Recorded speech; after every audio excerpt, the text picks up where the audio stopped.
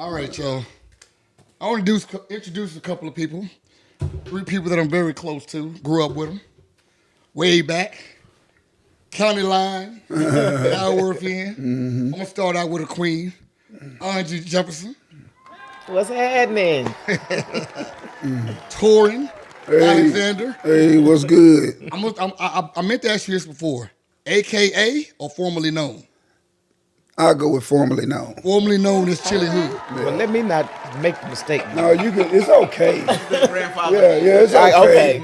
It's okay. I don't think I've ever called you Torin. No, you haven't, but No, it's I okay. haven't. If you call me Chili, that's fine. I ain't gonna call you. I'm calling you Chili. Is that all That's right? fine. Okay. That's fine. All right. And last but not least, we got Terrence Williams, a.k.a. T-Dub. T-Dub. Another one. Unless you met me before I turned 18, then you can call me Terry. Yeah.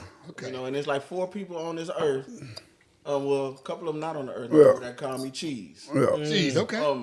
Harry Spivey used Yeah. to call me Cheese. Julio. Yeah. And now Cedric Lee. Yeah. And Stilly and Quantus. Yeah. Okay, so let's go into that. Why they call you Cheese? I don't even remember why Quantus gave me that nickname. Probably because of my teeth. Did you smile a lot? No. I just got this gap. Yeah. Okay. So we was 10 or 12. Yeah. You know how that shit go. Yeah, for real. I owned it. I like That's it. it. I can dig it. But most people call me Dub, Yeah. T-Dub, or T-Dub. Terry if you from the hood. Yeah. Or T, Okay. or Jerk.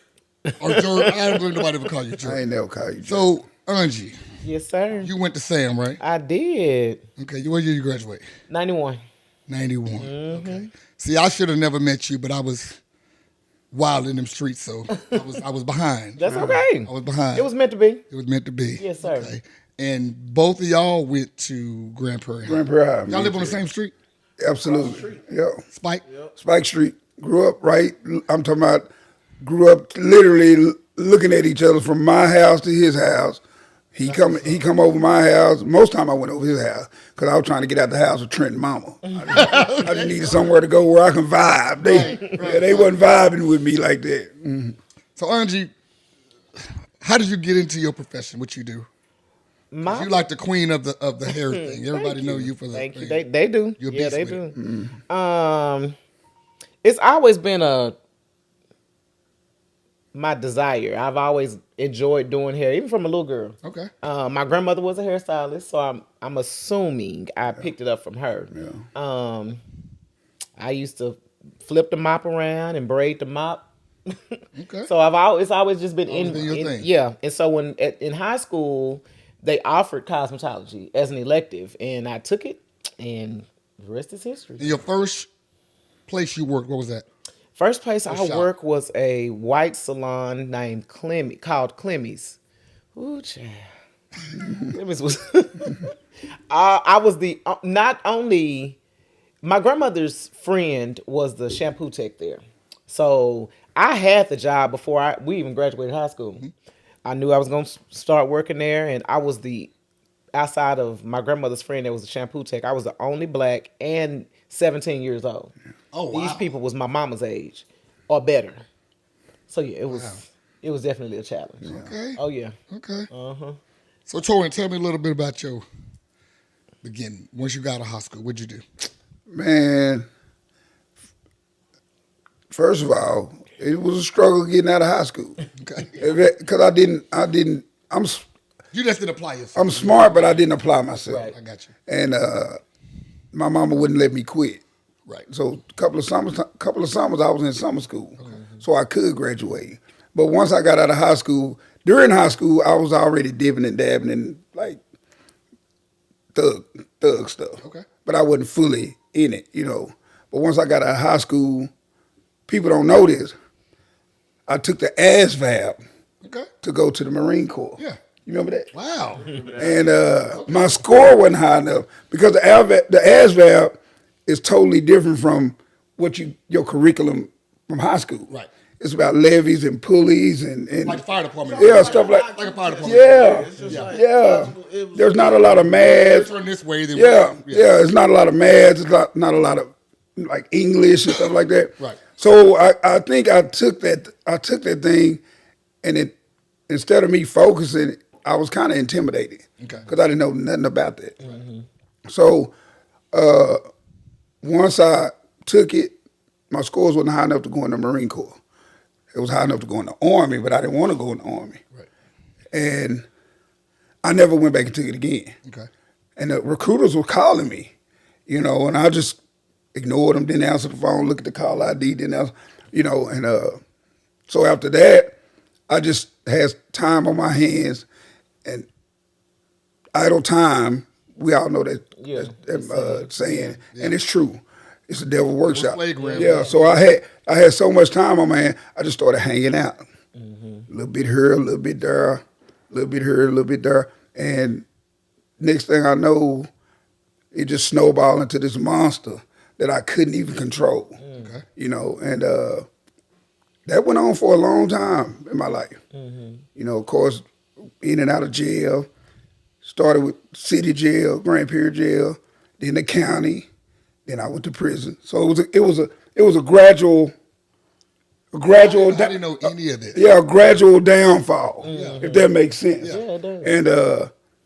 And that's where I went Okay. coming out of high school. Okay. You All right, Terry, tell me about your journey after high school, because I know you Mine was a college man. It was kind of similar to Chili's in a way because I took the ASVAB too, and I scored high enough to where they wanted to put me on a nuclear submarine. They wanted to put me on a nuclear submarine, and I was gonna get a $30,000 check once I got out of the little boot camp thing and end up going to the Navy. However, I wanted to go to HBCU. Yeah. I got a little scholarship to Prairie View. We were in a group called Alpha Star. Yeah, we are. And so Fred Gibson Yeah. actually submitted my name for a Prairie View scholarship. And so I saw my name in the paper as being awarded a scholarship to Prairie View that I didn't even know I had. Right, right. That was right at the time where I was either having to make a decision to go into the Navy and get on this nuclear submarine, or go to PV, and I chose to go to PV. Right. I should have went to the Navy, for financial reasons. Yeah. But I wouldn't have this HBCU background, and I wouldn't have been around my people. Right. When that era was the do the right thing. Yeah. Oh, yeah. Yeah. The Cosby Show, a different world. Fight the So power. that was when it was Yeah. real cool to be in college, Yeah. especially if you was black. Yeah. And so I went that route. I didn't last but a year and a half because I had found out I had a daughter. Yeah. So I had to come home and get a job and be what I didn't have, was an active father. Right. And so I came home. Fred got me a job at American Airlines. And the rest is kind of history. I just kind of matriculated my way through all of these jobs and learned a bunch of stuff, and finally decided at the age of 44 to go back to college and finish what I started. Yeah. There you go. Already. I can't stop. That's dope. Yeah, that's I'm dope. trying to finish this master's in what's up. May. So Yeah. That's what's up. In May. That and is. then I'm done. I'm not a career student. Right. I gotta live a little bit. I know, right? Right. Mess around and graduate, and then only have 10 years left. Yeah. Try to find a job. Right. For sure. Right. Yeah. So, but it was an interesting journey. But it's kind of like one of those situations to where you kind of wish you would have did things differently, but you're exactly where you're supposed to. Right. That's right. Right. You That's right. right. Don't You right. dwell on Yeah. it. Yeah, you can't, because we can't change nothing. Right. Can't change nothing. You Can't just gotta change ride nothing. the wave that you on. Yeah, for sure. So, Angie, who would you say influenced you the most and changed the trajectory of your life, wherever it was going? What individual? My son. Your son. Yes, because I was a young mother, 17. I had him before I graduated or got a job. You were 17. I was 17. With Shane. Not Shane. Brendan. Brandon, Yeah, I really? was 17. 3 months. I had him 3 months before I graduated. Really? So, I mean, Okay. it's swim or drown at this point. That's what changed your life. That was Yeah, trajectory. yeah. I had to grow up real quick. Okay. Yeah, so yeah, it was my kid. So how old were you when you moved? When I moved out of my mama's house, I was 19 because it's 10 years between Brendan and my brother. Okay. Me and my mama and my brother and his mama, which is my mama, And my kid, it was just too much. I was like, I gotta get out of here. Oh yeah. Yeah, my grandmother. The dynamics of. Oh of my everybody God! I in would the come house, home and my brother, who's 10, is in my newborn baby's bed. Like, what are you doing? So it was just too much. And then I was like, yeah, I got to move. And everything I just did on my own. I like went out there, applied for housing, got it. Moved into got my date, and I came home and told Mama, y'all moving in 2 weeks. Right. So my grandmother was, girl, you need to stay at home with that baby. You don't need to be out there. I was like, I have to get out of here. Right. This is just not, and you just forced, for me, I was just forced to grow up, forced to be an adult. Right. You know, and take on adult responsibilities. Yeah. I got to raise this kid. And then with his daddy being who his daddy is, you know what I'm saying? I just had to get out there and get it. I ain't got no backup plan with Right. you. Okay. So yeah, that it was becoming early teenage parent. Yeah. Forced my hand, even though I've always been a go getter. Me and my mother are so different. I'm just always just on to So is the your next. mother more laid back? Oh, my mother is so reserved. People like that have met my mother know my mother. Like, ain't no way that's your mama. Yeah. She must have adopted you. I'm like, nah, that's my And mama. they basing it off of her personality. Her versus personality yours. and mine, yeah. Versus yours. Oh, for sure. Yep. So yeah, it was being a young mother that made me have to just make the decisions I made. Okay. Which is it worked out. Yeah, absolutely. It worked out. Yeah. Torin, you being from Dalworth, what do you think led you into the trouble? Was it and we don't need to name names, but a certain individual that got you into where you said that spiral? No, it was by my choice. But like a mother raising 2 boys on her own, I see it now, but I didn't see it then. Right. A mother raising 2 boys on her own, me and Trent, I'm talking about my mama. And she worked in a warehouse, and she worked long hours. And there was a lot of times where I'm an extrovert. Okay. So I like to engage and talk and it'd be a lot of times where, very many times where when she come home, she don't want to be bothered. Right. I didn't understand it At the then, but now that I work Right. and come home, I don't want to be bothered. And then Trent, which he's 5 years older than me. Right. So if I'm 8 years old, Trent is 13. So he's in his teenage years. Yeah. So he ain't got time to fuck with me because I'm a kid in his house. right. So it's basically my mama coming home tired. She don't want to be bothered. Trent 13, he and her on the phone with the door closed with some girl he talking to. So I started, when I got a little bit older, when I was able to go to the rec by myself, Okay. then I started going to the rec by myself. So I met some people that would talk to me, would kick it with me. You know what I'm saying? Would accept me, Right. as I was. And that's where it started. I know that's where it started. Because these are we all know the dudes. I ran with Clifford, Nuclei, Corey Talley, Keith Ray, Corny. We all kind of had a little, Right. I might have left some people out, but those are the main ones. Gotcha. So we gather up at the rec, play, we played basketball, of course, but when the basketball was over, we went off and got into some mischievous, Okay. and that's where it started. I see a lot of parents keeping their kids busy during the summer, football or soccer or whatever. I got a feeling if that would have been the case for me, I probably wouldn't have went that way, because I wasn't really busy in the summer. Single parent, she ain't got no money to be paying for right. football pads and stuff like that, and sending me on these different trips. But I believe right there at that recreation center, that's where it all started. Okay. Yeah. And you lost your mom recently. Recently, a year ago. Yeah. And I noticed you speak a lot about your mom. Yeah. Speak She- high regards of your mom. Yeah. 'Cause you understand what she went through being a single Yeah. mother Yeah. and how she put it down. And Terry, you've lost your mother as well. Yeah. How old were you when your mom passed? It was in 2009. So what? I was like 37, 38. Yeah. But I was raised by my grandparents. Yeah. Okay. Across the street. So I kind of had the opposite of what Chili had. Yeah. Where I had 2 people in the home. They were both on fixed income, so they were always at home. Yeah. Right. So I had a lot more structure. Yeah. I had a lot more. Yeah. I was being watched a lot more. Yeah. You know, Yeah. I had a lot of people making sure that I was doing what I was supposed to be Right. doing. Right. And I didn't have I guess at the time, the luxury Right. to go down to the reg All the time, yeah. all the time, Yeah. and nobody really Yeah. cared about where I was. Not Yeah. necessarily care about where I was, Yeah. but I was able to I wasn't able to really do my own thing. Yeah. Right. Yeah. You know, I kind of, strayed a little bit. Yeah. And got into a little trouble. In the early '90s, Yeah. and that was enough for me to realize that was not the route for me. Right, And I wasn't built for that life. Right, You right, know, right, and right. I knew that. Right. So I didn't want to. I wasn't gonna try to play thug and gangster and hard and stuff like that. Right. Because all it took was 6 days in jail. Yeah. For me to realize, okay, I don't want people to tell me when I got to go to bed. Yeah. When I got to turn the lights off.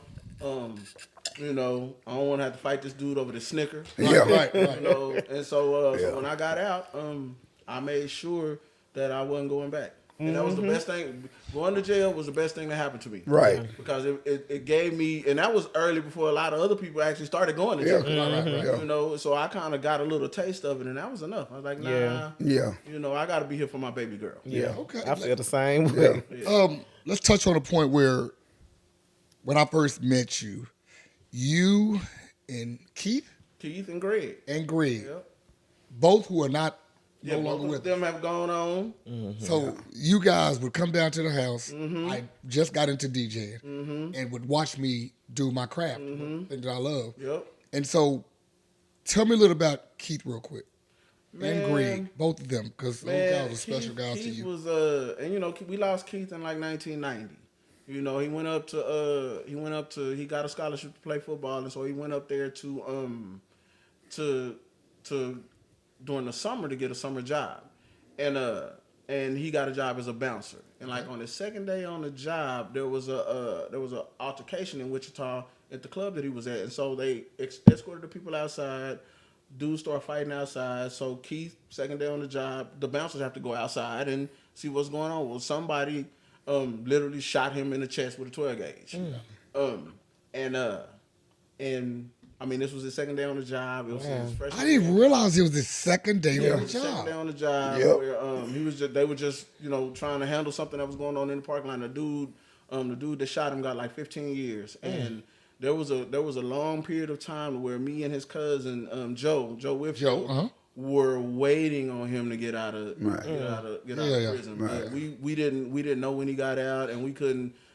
We never could find the guy. Yeah. And so that would have been one of those situations to where it would, I mean, because at that point, we were really in a rage behind it. Yeah. And so Keith was one of those people, man. He lit up every room he walked in. Right. He was a type A personality. Yeah. A great football player. He was an artist. He could draw. He could rap. He just could do everything. Right. And his light shined so bright, man, that it was so crazy for it to be just kind of extinguished Right. like that. But yeah, he grew up on Spike Street too. Yeah. Yeah. I grew up here. Chili grew up here. Yeah. Tim grew up here. Mine was next door Right. at Granny House, and Keith was down the street, like Right. right across from Gordon Ray. Wow. Gordon Ray. Yeah. Right. Yeah. Terry, pull your chair a little bit closer to Angie. Yeah. This way. There you go. Go through. Yeah. We gotta get you in the camera, man. But yeah, man. But Keith was a cool dude, man. Yeah. And you always wonder how things would have been different. Yeah. If he would have lived. What was his kid? Because he has a child. He has a kid by Roslyn Talley. Yeah. Oh, I didn't know that. Okay. Yeah. Her daughter is by him. Yeah. But you always just wonder how things would have worked out for him because he was a good athlete, smart guy. Could talk his way into anything and out of anything. Right. So just he was, and I mean, Big Greg, Big Greg. he is on the Mount Rushmore of Dalworth. Yeah. All right, no doubt. There are certain individuals that in our era, Right. that would be on Mount Rushmore. Yeah. He would be one of those people. I mean, Yeah. larger than life. Larger than life, no cool doubt. as a fan, but at the same time, wasn't one to play with. Right. Yeah. So love both of them. Yeah. Yeah. Still, For real. you know, Wow. miss them dearly. Yeah. Wow. Angie. So you've had a big event in your life last 6 months ago or so. You won an award. I Tell me about this did. award. I won the award for the best short hair in our area. So DFW, Dallas, or whatever. Yeah. Not to say, yeah, I was shocked. And I say, No, we won. Yeah, we like of course. you did. Everybody and I knows you say did. that Yeah, of course you because did. realistically, like it's so much focus on Dallas or that direction. It's very rare that you hear something in, Fort Worth, Arlington, Grand Prairie, Mansfield, in that area. Gotcha. So when she called me and said I was nominated, I'm like, okay, surprising. But then I was like, okay, well, cool, whatever. Because to me, it's so much politics in it. Yeah. Not to say that I underrate myself at all. Yeah, right, You know right. what I'm saying? I don't thrive off of the attention or trying to. Still should be recognized if you got the gift. Yeah, but because I know that it's so political Right, in this right. situation, and it's so cliquish and Yeah. all of that. I just don't even get into that. Right. You know what I'm saying? Because I've been in this game a long time. I've been blessed to have only done this for 34 years. Yeah. Right. No other job. I done survived the pandemic and all the other setbacks that Yeah. come with being an entrepreneur. Yeah. But it was shocking. And I'm like, okay, cool. I accept the nomination and went. And I'm like, well, I ain't gonna hang my hat on winning. You know what I'm saying? Even though. But yeah, so it was people like, now you got it. I'm like, no, actually I don't. I'm not gonna go in there with anticipating that. Oh, I know I'm gonna win. Yeah. So actually, I was really surprised that I So I won. watched your acceptance speech. Mm-hmm. And I'm listening, I want to thank God, this, that, and the third, these people. And what I liked the most was when you said, I want to thank me. I want to thank me. Shit, I did this work. I I did. got out there and grinded. I did. Sleepless nights. Yes, you thank. know. I'll give it all to Snoop because that was definitely. I know, but it was But dope when you as when good as you say you are, you're not bragging. That's right. No, exactly, and I wasn't Yeah. bragging. No, and I meant that. That's right. I stand 10 on that. I love meant it. I that. love it. So yeah, You put the work in, you Oh, should yeah. be able to pat yourself on the back. Absolutely. Absolutely. and it hasn't always been. Well, it hasn't been easy, truth be told, because this is it's a competitive field. It's so much backbiting and negativity, and then people Yeah. that you think you cool with, and Right. they talking about you or saying this, and it's getting back, and I'm like, Yeah. what? They said that? So So, why do you think that it's so competitive, or they feel the need that they have to be grimy like that? Is it only some I of the don't- spots? I mean, I don't. Well, you can't never take my spot. Now Oh, that's you right. you can try to dim my light, which is what had happened. But yeah, I mean, I'm not. In the beginning, I did chase all that because I had left. After I left one spot. I'm not gonna even call it name, but I left there and went to Showtime in Grand Prairie, Dalworth. And when I went there, like the salon that I had left, people come back and I'm thinking these people are my people. Like y'all are going to, get behind me and like, yeah, I want to see her grow. Yeah. I don't want to stunt her growth, But nah, it was coming back. They were saying so much, and it was. I'm younger at the time because I just had my daughter. Right. I had my daughter when I was 22, so I just had my daughter. I'm still young, so you speaking negatively, I'm going confronting every situation. Well, you can't confront everybody. That Yeah. got something to say Right, about yeah, you. yeah. So, but yeah, that was me. I was running behind They said, "What? Let me go up here and holler at them." So Yeah. I'll let stupidity, but I Yeah. had to just realize you really only making people want to. Well, let me go see what this girl is about. They got all this to say about her. Yeah. So That's right. That's right. Yeah. They're your mailmen. Right. Your mailman for you. So Right. yeah, it's gotten to the point now where actually somebody recently, within the last month, told me, yeah, somebody said blah blah blah, and I was joking with her, but I said who, and she's like, I ain't gonna. So I said, all right, girl, I don't care. Yeah. I really don't care. Yeah. Yeah. yeah. I'm like, at this big age, people are still out there saying got stuff to Right. say. That is wild to me, but. Right. Well, there's a saying: if you ain't doing nothing, then they not If talking. ain't, about yeah, it. if ain't nobody got something to say about you, you ain't They're doing running it. out, Exactly. Mr. Window, who talks noise about a bum? That's right. Nobody Yeah. talking noise Yeah. about a bum. Right. Yeah. So yeah. So, Torin, you had this point in your life, which you would say is probably one of the low points of your life. Right. That era. Yeah. Tell me about that. Man, it's just I made a lot of bad decisions. My bad decisions started being rapid fire. Okay. You know, fully automatic. You know what a fully automatic is. They was like back to back to back to back to back to back. Right. And so I wound up going to penitentiary the first time. Did like 9 years. Okay. And I got out and I tried to play both sides. I tried to have a job and still be in the streets. And my mama told me, because I was living with her when I got out. I paroled to her house when I got out the first time. So I was going to work. I was working for the city of Grand Prairie, the water department. So I was going to work. I come in, take a shower, change my clothes, get my issue, go up the street. So mama used to tell me, boy, you can't come in from work, take a shower, then go hang up the street. She said, one of them gonna win. And of course the streets won. That's why I wound up going back the second time. But the second time I went back, that was the moment of clarity. Okay. Like, I witnessed it. Yeah, I did like everything I did the first time I went to prison, I didn't do the second time I went to prison. Okay. When the first time I went to prison, I read a lot of urban novels. They all about selling dope, jacking, women jacking, most urban novels. This is in the prison. In the prison, they got books, they got novels, and You would think they wouldn't have those types of no, they got. You can buy them. Like if I'm in prison and Angie's my wife or whatever, she can send me books. You know they gonna. I guess my question is, why would they have That type of subject that material. type of, That- that's That's a valid point, but anything to keep the inmates calm. You know, if reading books keep them out of trouble and make this unit run smoothly, then that's cool. But the first time I read a lot of urban novels, and it was just all them urban novels did was feed the fire in me. And that's why I said, why would they have that? Yeah, to go back into the street. Right. So the second time I went, I didn't read no urban novels. I read Men's Health, Essence magazines.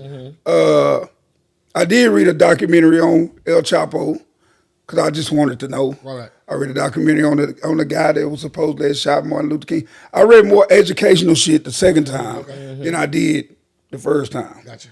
So with that being said, I knew while I was in there I had to do something different. Like I had to do something different to change the trajectory of my life. Right. So I knew, I said, well, when I drink, I make bad decisions. I said, I'm gonna stop drinking. Okay. So in there, that's when I made the decision, I ain't gonna drink no more. I don't need that shit. I mean, can we cuss? Oh, yeah. I already did, didn't I? Yes, But yeah, so that's when I made the decision. But what sustained me is what my mama took me through a long time ago. She made me go to vacation Bible school. Okay. She made me go to church. She made me go to Sunday school. Anytime church was open, we was in there. Now at that time when I was a kid, I hated going to church. And I don't go as much as I should as an adult. But at that time I didn't like going to church, just sitting there but what I didn't know at that time was my mama was preparing me for life later on. So that second time that I was down, I got more in touch with God. And I was just really I prayed a lot. Like on a regular basis in jail, because I just knew that I didn't want to come back. I prayed a lot about, I asked God a lot about allowing me to get out to see my mom and dad before they passed. I asked God to rebuild my relationship with my kids, which he's done all three. So I come home, my mama, I thought my mama was gonna let me parole to her house. So I give him daddy's address, because you can give him two addresses. You give primary and secondary. I give my daddy address, and I give mama's address. But for some reason, I put mama's address as the primary and put daddy's address as the secondary. I didn't do that on purpose, because I just thought mama wasn't gonna let me come back. So when I go to parole, they say, you made parole, da-da-da. I say, well, what address am I paroling to? And they said 2110 Spikes. So in my mind, I'm like, mama forgave, she forgave me. Right. So when I get home, like things were different. I felt it. like in my spirit. Between you and your mom? No, just being at home Gotcha. physically. Gotcha. It was so different from the first time. Gotcha. Just walking in the house, it just felt totally different. Gotcha. And so me and my mom, you know, we talked, and I got a job. Matter of fact, I got a job through Jason Roy. Okay. You know, Jason Roy got me the job I'm on now. I've been there 8 years now. And so once I got that job, my mama, I didn't have no driver's license. My license was gone. She took me to work, picked me up, until I got my driver's license. Once I got my driver's license, I drove myself to work. But this, I'm saying I was to say that, like, if it wasn't for my mama making me go to church as a child, to give me that seed or that foundation, because that's what I relied on. Okay. When I was in prison, I'm telling you, man, I did a lot of praying, a lot of praying, you know, and a lot of just like looking at myself and saying to myself, what do I want different? You know, I don't have a lot of money. That's fine. My success story is the fact that I've been working 8 years and I ain't been back to prison. I don't hustle no more. When the police pull up on me now, I just wait. What's up, man? You know, I don't got to pull in somebody's driveway real quick no more. I ain't got to do none of that. So that's my success story. So what do you think gives you, we talked about this earlier, the discipline to be able to say I don't drink? I had you at one of my parties one time, and people was drinking and smoking, and you was like, I think I offered you a drink or something. Yeah. I don't drink, man. I don't drink or smoke. Yeah. And then another 30 minutes, you was leaving. Yeah. So how are you able to be in that environment and still not fold or bend? Is it the religion, your God? Well, I give God the credit for giving me the strength to say no. I got to give him that. Right.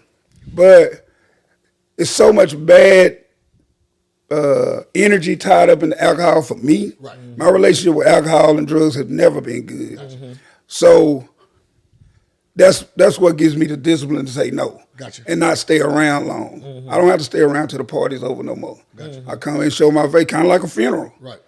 Or a wake. I come in and show my face, pay my respects to the family, stand around 10 or 15 minutes and go home. Okay. Same with a party. You throwing a party, I come in, I might bring you a 12-pack. I think I bought you a bottle of something, a wine or something at one of your parties. I told him, man, I don't do this. Right. But since it's you, you know, I gave it to you. But it's the same, I apply that same thing. Gotcha. Come in and speak to you, hey man, speak to your wife, mingle a little bit with everybody. Then I come back to you and say, man, I'm gonna holler at you. That's it. That was impressive. And that's just it. And that's what I do everywhere. Right. Yeah. Because I party so much. Yeah. I club so much. Peeping Tom, Midpoint, BYOB, Bora Bora, Connection. Right. All of them. I party spinning.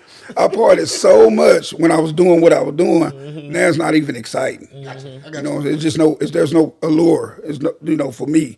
But the fact that I know people at the party, I'll show up and speak and dab and top it up with Terry. Most of the time, me and Terry leaving at the same time. Because I tell her, I'm not speaking. I'm doing the Irish goodbye. I'm gone. I call Terry. When I don't see Terry around, I be like, bro, you gone? He be like, yeah, man, I'm gone. I be like, all right, man, I'll catch up. But that's what works for me. Somebody else might be totally different. You know what I'm saying? But the credit that how far I've come, all the credit goes to God. Because that's, I mean, I couldn't have did it on my own. Right. Gotcha. You know what I'm saying? I might be physically strong, mentally strong, but spiritually, no. Yeah. Yeah, no. Yeah. I'm gonna interject something right here because I've been knowing this dude literally 40 plus years. Yeah. And I've seen him through every phase of his life. But that last time when he went back, fortunately, because I was terrible with writing Big Greg. Yeah. I might have written him twice, and he probably wrote me like 8 times. I was terrible with it. But when JPay came on, and you could email people, then I had no excuse. Right. I couldn't say that I was too busy or whatever. Right. And so when we would communicate via JPay, I could hear just the tone of his, you know, because I didn't communicate with him the first time that he was locked up. But the second time, you could just hear it in the tone of his emails. Like He tired. He Yeah. tired of he not coming back. I told a lot of people over the years, I was like, I knew Chili wasn't going back. Right. I talked to him the last time he was gone. Yeah. Just his mind frame, how spiritual he was, Yeah. how tired he was, and how, like you said, you wanted to make sure that you were able to the worst thing that could have happened to you was for something to happen to your mama or your daddy. Yeah. And you would have been locked up. Right. You know? And so I think that was a catalyst for him Yeah. to make sure that, okay, this time I'm too old for this. Yeah. I'm gonna start losing people I love. Right. And I don't want to do that. And I even told him how big a blessing it was for you to be able to come full circle and have your mama Yeah. see what she always knew Yeah, you was to absolutely. come, and for Yeah. her to be able to Right. transition in peace, Right. knowing that you're gonna be all right. Knowing Yeah, that that's grandkids good. gonna That's be all good. right. Right. So Yeah. it's so cool Yeah. to like read it and like, okay, Yeah. Yeah. this dude ain't going back. Yeah. Because a lot of our friends are still in that cycle, Yeah. or never got out of that cycle. Yeah. And for him to be a witness and to be so consistent now. Yeah. He's consistently going to work. He consistently doing what Yeah. what he wanted to do. Yeah. And so the just the peace that comes with that, man, Absolutely. it's a blessing. It is. And It the is. fact that a lot of times when people go through what you went through, Right. touring, they're so paranoid of going back into that life, they just get ghosted. Yeah. You have a discipline that says I can still be around all of that. Yeah. And I don't have to indulge. Yeah. Most people would. I couldn't do it. Yeah. I don't think I If I'm could. around it, I'm in it. Yeah. Yeah. So I would remove myself. But the fact that you can still indulge and still be that's Yeah. impressive. That's, Yeah. that's hella discipline. It's a lot of, like, the dudes that I know that are still hustling, like, I know them, we cool, but they even respect it. Right. You know, like I think they respect. I had respect in the street anyway. Period. But I'm saying I think more now without the gangster stuff and all that old. I'm not scared of you, nigga. I pack a gun too. Without all that, and just the fact that they know I go to work, I take care of my business, I follow through with what I'm supposed to do. I'm responsible now. I think I gained more respect from them doing that than when I was out there running and gunning. You still an OG. Yeah, but one more thing. One thing that I knew I didn't want to do, like when I passed away, I don't want the pastor, whoever doing my funeral, to struggle to find things good to say about me. Yeah. You know what I'm saying? Because sometimes it be a struggle for some of them pastors. Right. And they do a little water, they do a little table. Well, God, he still loves brother, son. Now I want the pastor to be able to say things that are true, factual, and it'd be easy for him. And then when I leave, but if my kids are still living, if they don't pass before me, I want them to be able to say, yeah, my daddy was tripping, but man, when he left, he da-da-da-da-da. Right. You know what I'm saying? And my relationship with my kids is great. Good. That's good. Yeah. I can tell. When I see it online, Yeah. I can actually see it. Yeah. And I think it's a tribute to our friends that will allow you to be you. They won't criticize you. They won't Right. judge you. Right. We got a bunch of good friends. Yeah. Because all of those friends, we have mutual friends. And I didn't smoke weed. No. All until I retired. Yeah, yeah. And nobody ever tried to give it to me. They respected me. Yeah. In fact, when people see that I smoke now, they're like, what? Yeah. Because they understood he don't do that. He don't do that. We didn't get to push it on him. Right. It sounds like that's what they're saying about you. Even though you still in the environment, Yeah. they don't push it on you. Right. That's good. Terry, so you said you are back in school for your master's. I am. Your master's in what? What's the MBA? Just a general MBA, like with an accounting concentration. Okay. I got my bachelor's of science in accounting from UTA. Okay. But remember I said that I started at Prairie View. Okay. But I didn't get to graduate from Prairie View, and so that's always been a box good. that's been left unchecked. And so now that I'm able to go back to school online with PV, and I'm gonna get my HBCU degree that I've been trying to get for 30 years. And so, What's up? yeah, so hopefully in sometime in the summer of 2026, we're gonna have a graduation party. And And speaking of discipline, I'll mention stuff to you all the time. Can't do it. Got to study. Yeah. Got exam coming up. yeah, and I will. That's discipline. I respect Yeah. the shit out I of mean, because after I did it the first time, I knew that I could do it. Right. You know, and so I knew what it takes. Yeah. And so now I'm okay. I'm kind of like Chili in a way. Yeah. It's like, okay, I'm gonna come hang out. Yeah. But I got to get out of here Yeah. because I got a test. I got to Right. you know. Now that don't mean I don't procrastinate. Right, right. I'm probably having to leave because I have procrastinated. Yeah. But I know that that I have to do what I have to do. Right. And again, I've accomplished one goal, and so that I know it's doable. Right. So and that just happens to be my lot in life. You know what I mean? And I don't look at it as doing anything better than anybody else. Exactly. This was just my path. Right. Right. It don't make me no smarter than anybody else, or anything. It's just something that I've decided to do. Right. And some people don't understand that. Some people think like, oh, you going to school so you can be, this or that. Or, Right. Nah, I'm just Yeah, sometimes, and a lot of times when people have goals, it's not monetary. Yeah. It's not Nah, and monetary. I mean, there's Spiritual. a, It can be monetary. yeah, It's your own personal accomplishment. It has nothing to do with money. You may not make no money. I'm gonna make some money. I know you are. Yeah. You're an accountant. I'm definitely. That goes with as an accountant. But I'm yeah, just saying. that's not the main goal. That's a byproduct. Of Right, it. right. The main goal is to my main goal is to graduate from PV. That's all I wanted to be a Prairie View alumni. Right, And finish what I started. 34 years ago. Yeah. And I had the opportunity now to kind of complete that circle. And so I'm going for it. Yeah. For you. For sure. Angie, I know you are real tight with your children. I am. Both of them. Your daughter, y'all twins. Yeah.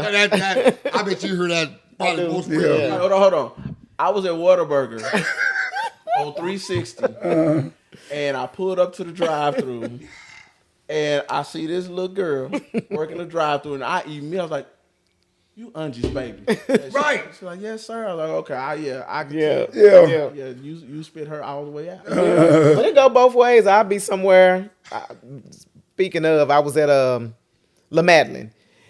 Little girl taking my order. She said, "Can I ask you a question?" I said, "Yeah." "Are you Monet's mom?" I said, "I am." She said, "You look I look like her. Yeah. You look just like her." You look just like her. Yeah. Ooh, yeah. But I was a young mother, so it's like we grew up together. Right. Or they growed me up, as old people would say. So you were 17 when he was I was 17 when Brendan was born, and 22 17 too. when Monet was born. So yeah, just a young parent raising kids, And yourself at the same. and myself finding my way. So yeah, but we tight.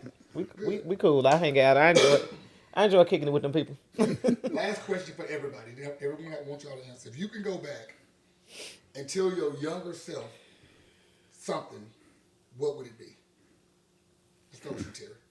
You can go back and give your younger self some advice that you believe would help you out today, the future, or the present version of yourself. What would you say? That's a good question. Probably to finish college when I started it.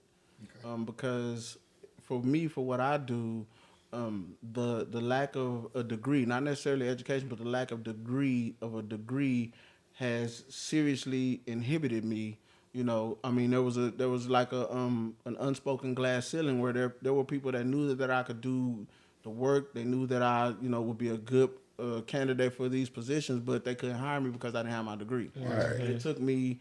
There was one lady at one of my jobs that knew that. She was like, "Look, you doing all of this work, but you need your degree, because without your degree, you're gonna give people a reason, not to hire you." Right. And so she was the one that kind of taught me like the basics of accounting. I was already doing it, but she was taught me the technical aspects of it, and just told me like, you really need to go back to school and get your degree, because once you get your degree, then you can write your own ticket. Right. Yeah, and so she really poured into me, and and it took me a couple of years, but I never forgot that conversation, and I thank her to this day for kind of putting that bug in my ear and making me go back at 44 years old, because I remember I had this conversation with my fishing partner today, because he's thinking about going back to school. He's like 47, and I told him, I was like, "You remember when I was like 42? Yeah. And I was thinking about going back to school, and I said, God willing, I'm going to be 50 years old one day.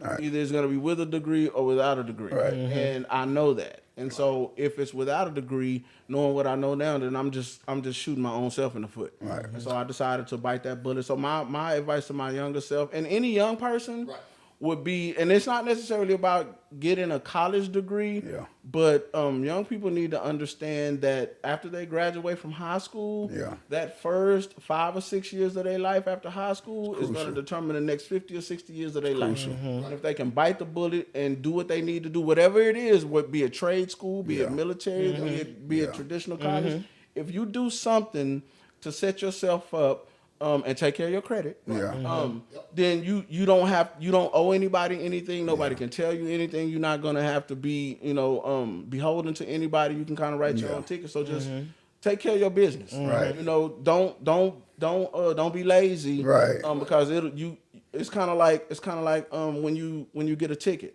If you get a ticket and you don't pay it, it's gonna turn into a warrant. Right. You can't avoid those steps. Yeah. It's just the logical next step. Right. So if you don't take care of your business, the logical next step is you're not gonna get as far as you think Right. you're going, and you Right. ain't gonna have nobody to blame but Right. yourself. Absolutely. Right. So take care of whatever your business is. Take Do care. care of that. it. Yeah, for sure.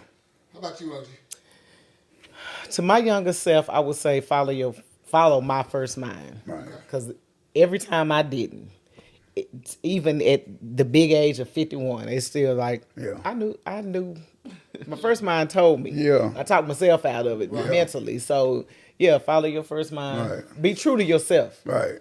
So when you say you talked yourself out of it, did you talk yourself out of it because the choice that you made was the choice that you wanted to do, not necessarily the choice that was the best for you? Exactly. Okay, that's usually Yeah. Right. okay. Yeah. Okay. Yep. Okay. But knowing that, Right, knowing yeah. that, You know, at the time. yeah, Yeah. knowing that, and still doing Right. going against my own better judgment. Yeah. Yeah. Yeah. Okay. Yep. So that's it. All right, how about you? Sure. I think my advice to my younger self would probably be take life more seriously. Know how to separate fun from responsibility. Because most of my life, when I was doing what I was doing, was all about fun. Gotcha. And I wasn't responsible at all, like with myself, my kids. Even as a son, I was very irresponsible. Growing up. So I would say take life more seriously, and make solid decisions. Mm-hmm. Even if you don't want to make the decision, make solid decisions. And that would be my advice to my younger self. We have a question for you, Travis. So what made you decide to do this podcast, and why did you choose us to kick it off? Well, I think I want to do it because I want to be positive. I don't want to get on here and do the negative stuff, Right. the trash talk. Right, I right. don't really want to necessarily do a lot of celebrity stuff. Right, right. I want to start at home. Right. All of y'all got a unique story. Yeah. They're all vastly different. Yeah. Vastly different. Yeah. And so I want our viewers to go, man, he inspired me Yeah. to be positive. That's kind of way I hope that people remember me or what they even think about me. Oh yeah. You on Mount Rushmore too, bro. Right. Yeah, Right. You are one of those ones, Right. man. Yeah. Like I remember telling you this at one point in time when me and Nikki Morton was sitting outside. I think it may have been Juneteenth or whatever, but the sun was setting. It was a beautiful day, and Maze is playing in the background, and you playing it. And I was telling Nikki, I was like, how cool is it for us to have this guy that has basically been the soundtrack to our whole entire adult life, Yep. And to come down here and bless us with these memories that would have been totally different without that Right. soundtrack. So we appreciate you, bro. Absolutely. Right. For sure. For always showing up, Always. always being true to yourself, always taking care of your people, Right. always thinking about your people, and always willing to help your Right. people out, man. Yeah. It's people like you. You're kind of like the glue that holds all of this together, man. Because you know how powerful music is. Yeah. That's true. And you know how powerful, the ability to change somebody's emotions is. When Yeah. the song is. And you are a professional when it comes to that. Absolutely. You're surgical with it. Absolutely. So Yes, he is. so we appreciate you, Yes, bro. he is. I appreciate Yeah. it. Salute, family. Salute. My glass is empty, but I told you go get some more. I told you go get some more. Oh, yeah. Go ahead.